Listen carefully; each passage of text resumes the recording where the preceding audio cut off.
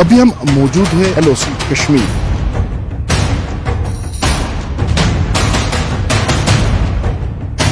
चाहे हम आसानी से कितना भी लड़ना पड़े उनसे, चाहे परिस्थितियों में हमारा कुछ भी हो, इसके लिए हम अपने देश की रक्षा के लिए जान भी दे सकते हैं। तो 370 हटने के बाद भारत सरकार ने कई तरह की मूवमेंट और कई तरह की वो चलाई हुई है स्कीम। हम लोग मुश्किलों से कभी नहीं डरे हैं। जो घुसपैठ होती थी पहले वो बहुत ही कम हो चुकी है।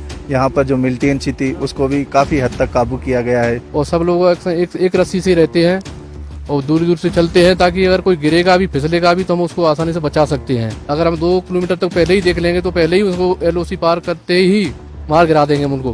क्या सब लोग आसानी से रह रहे हैं, खतरे की भावना से दूर हो गए। अभी ये तस्वीरें हैं गुलमर्ग सेक्टर एलओसी कश्मीर की।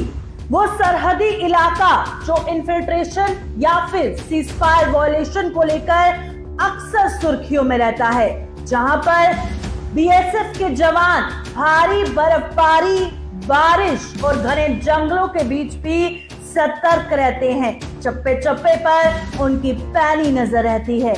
ये जवान इन तमाम चुनौतियों को पार करके किस तरह से अपना काम करते हैं, आज आपको दिखाएंगे।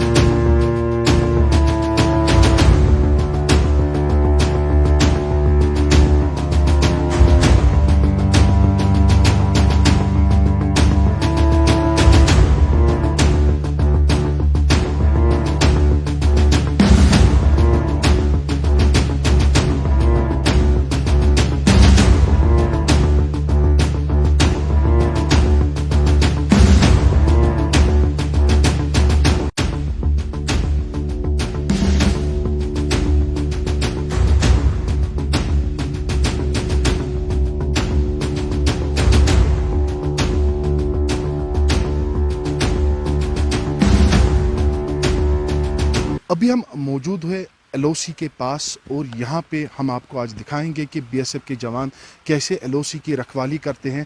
लगातार यहाँ पे बीएसएफ की पेट्रोलिंग होती है और इस एलओसी की रखवाली कैसे की जाती है। आपको बताएं कि 3 या 4 फुट के करीब यहाँ पे बर्फ़बारी है और -3 तापमान है यहाँ पे, और कैसे इस -3 और इस 5 फुट के करीब जो बर्फ़बारी है कैसे एलओसी की रखवाली की जाती है। कुछ जवानों से बात करने की कोशिश करेंगे। और ये जो आप मेरे पीछे देखते हैं ये कुछ ही दूरी पे पाकिस्तान की बाउंड्री आती है, एलओसी है, और यहाँ से हम आवाज़ सुन सकते हैं पाकिस्तान की, और जो पाकिस्तान में जो अजान वगैरह होती है वो यहाँ पे अच्छे से सुन पाते हैं। और यहाँ पे जो है देश के जवान जो बीएसएफ है वो कैसे इसकी रखवाली करते हैं, क्योंकि आप देख सकते हैं कि 3 या 4 फुट के करीब बर्फ़बारी यहाँ पे है और उसके बाद ठंड काफ़ी ज़्यादा यहाँ पे है और -3 के करीब यहाँ पे तापमान भी है। और यहाँ से देश की रखवाली करना, जो एलओसी है उसकी रखवाली कैसे बीएसएफ के जवान करते हैं, क्योंकि लगातार यहाँ पे पेट्रोलिंग की जाती है। और ये जो इलाका है, ये जो आप बैंकर्स देखते हैं, ये पाकिस्तान के बैंकर्स है, पाकिस्तान रेंजर्स के बैंकर्स है, और उनकी भी पेट्रोलिंग यहाँ से चलती है। और यहाँ से बीएसएफ के जो जवान हैं उनकी यहाँ पे पेट्रोलिंग चलती है और हमेशा इस एलओसी पे खतरा रहता है। और कैसे इस खतरे को टैकल करते हैं बीएसएफ के जवान, ये हम आज आपको इस स्पेशल रिपोर्ट में दिखाने की कोशिश करेंगे। और यहाँ पे बिल्कुल आप अगर सुन सकते हैं, यहाँ पे बाज़ाब्ता तौर पाकिस्तान की आवाज़ हम इस रेखा, ये जो एलओसी है यहाँ से सुन सकते हैं। और यहाँ पे कितना ये बीएसएफ के जवान इतना कैसे यहाँ पे रखवाली करते हैं एलओसी की, ये हम आज आपको तफसीलन दिखाने की कोशिश करेंगे। और बीएसएफ के कुछ जवानों से हम बात करने की कोशिश करेंगे और जानने की कोशिश करेंगे कैसे जो है इस एलओसी की पेट्रोलिंग, क्योंकि लगातार दिन में 4-5 बार पेट्रोलिंग की जाती है और उसके बाद जो है कैसे रखवाली की जाती है और क्या किन किन कठिनाइयों का सामना इनको इस एलओसी पे करना पड़ता है, ये हम आज आपको दिखाने की कोशिश करेंगे। सर, मैं बीएसएफ की तरफ से आपको एक बात बता देता हूं कि हम लोग मुश्किलों से कभी नहीं डरे हैं। दूसरी बात, भारत देश ने हमारी सरकार ने हमें इस जगह पर तैनात किया है, तो कुछ काबिलियत दे के ही तैनात किया गया है।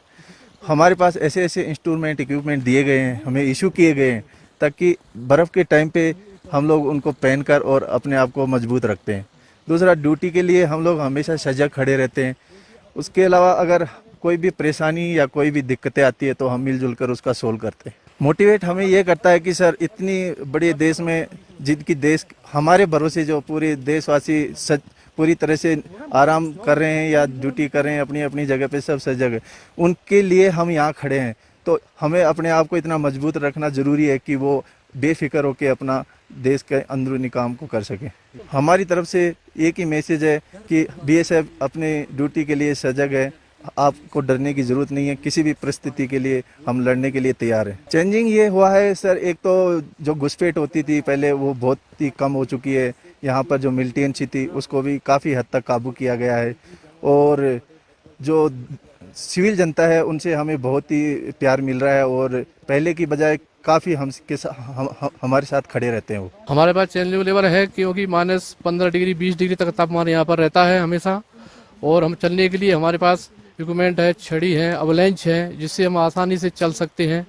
और कहाँ खड्डे हैं, क्या है, बर्फबारी, कहीं फिसलने का रास्ता तो नहीं है, कहीं नाला है तो उसके साइडों से चलना है। मतलब बर्फ पड़ रही है उससे हम एक तो बचाव से चलना है कि खड्डे वगैरह में हम बचने से, गिरने से बचें। उसको अवलेंच से चेक करते हुए चलते हैं, डिटेक्टर होते हैं हमारे पास, उसको चेक करते हुए पता चल जाता है कि कहाँ क्या गहराई वगैरह है। और अपने रस्सियों का इस्तेमाल करते हैं, सभी जवान आपस में बांध के चलते एक दूसरे से। अगर कोई फिसल भी सकता है तो उसको रस्सी से रह जाएगा रास्ते में ही, क्योंकि हमारे साथ 20 जवान हैं, 25 हैं, तो एक कमर की रस्सी से बांधे हुए हैं और आसानी से वो सब लोग एक रस्सी से रहते हैं और दूर दूर से चलते हैं, ताकि अगर कोई गिरेगा भी, फिसलेगा भी तो हम उसको आसानी से बचा सकते हैं। अगर वो गिर भी जाता है कोई, तो हमारे पास ऐसे ऐसे डिटेक्टर हैं जिनसे हम पता कर लेते हैं कि वो बंदा कहाँ पर गिरा है, और उसकी गहराई देख के हम वो तुरंत रस्सी वगैरह डाल के उसको पकड़ के निकाल लेते हैं उसको। अगर कोई नाली वगैरह में फिसलता है भी है तो बर्फबारी तो 10-15 फीट पड़ती है यहाँ पर, तो हमारे चलने के लिए और उसको देखने के लिए हमेशा एक सक्षम रहना पड़ता है हमें, क्योंकि घुसपैठ तो सामने से आता है। तो उसको देखने के लिए हमारे पास 2-2 किलोमीटर तक के ऐसे इक्विपमेंट है हमारे पास देखने के लिए, दिन और रात में। तो रात में आसानी से उनको देख लेते हैं, और ऐसे हथियार हैं जहां हम 2-2 किलोमीटर तक उनको आसानी से मार गिरा सकते हैं। अगर हम 2 किलोमीटर तक पहले ही देख लेंगे तो पहले ही उसको LOC पार करते ही मार गिरा देंगे हम उनको। हमारी एरिया में घुसते ही, FDLA में तो पता पहाड़ी है, छोटे छोटे रास्ते हैं, मगर पहाड़ियों के ऊपर ही हमारे सब जगह पोस्ट बना हुआ है, इससे हम आसानी से उनको देख पाते हैं। और वहाँ से ही हमारे बड़े बड़े हथियार लगे हुए हैं जहाँ पर हम 2-2, 2.5 किलोमीटर उसको आसानी से मार सकते हैं। 370 खत्म होने के बाद यहाँ पर मिलिटेंसी बहुत कम हो गई है, घुसपैठ भी कम हुई है, और लोगों में जज्बा भी बढ़ा है। यहाँ सब लोग आसानी से रह रहे हैं, खतरे की भावना से दूर हो गए अभी। तो 370 हटने के बाद भारत सरकार ने कई तरह की मूवमेंट और कई तरह की वो चलाई हुई है स्कीम, उससे हमारे देश जनता सब सुरक्षित है। और हमको एक अच्छी तरह ड्यूटी करने के लिए वो मिला हुआ है, ताकि हम आसानी से उनके साथ ड्यूटी कर रहे हैं, और एकदम 18 डिग्री माइनस में भी आसानी से हम ड्यूटियाँ कर रहे हैं, क्योंकि हमारे पास सभी तरह के इक्विपमेंट हैं।